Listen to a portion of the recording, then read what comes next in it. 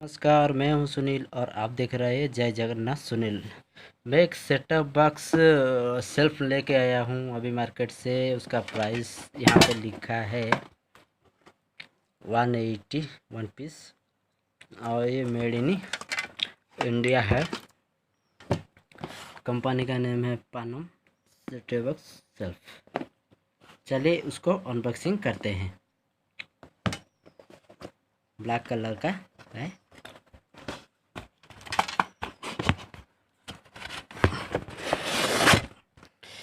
देखिए, ये है सेटअप बॉक्स सेल्फ। एक ही सेटअप बॉक्स रहेगी इसके अंदर। यहाँ लिखा है, ब्रांडिंग है पानम सेटअप बॉक्स सेल्फ। दो जो होल दिया हुआ है यहाँ पे, और ये यहाँ पे दो होल दिया है। उसका हैंडल प्लास्टिक है, आयरन नहीं है।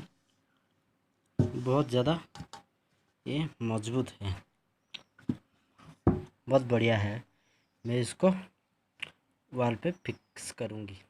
देखिए, उसके साथ है इसका दोनों वॉल प्लग, वो दो स्क्रू दिया हुआ है।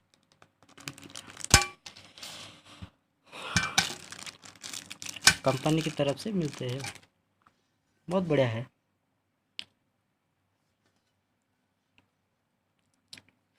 ठीक है दोस्तों, रहता हूँ। नमस्कार, जय जगन्नाथ।